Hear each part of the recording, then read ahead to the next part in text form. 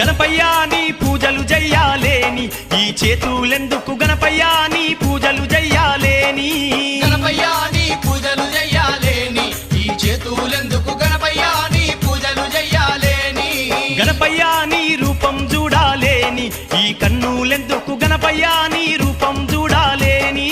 గణపయ్య నీ రూపం చూడాలేని ఈ కన్నులెందుకు గణపయ్య నీ రూపం చూడాలేని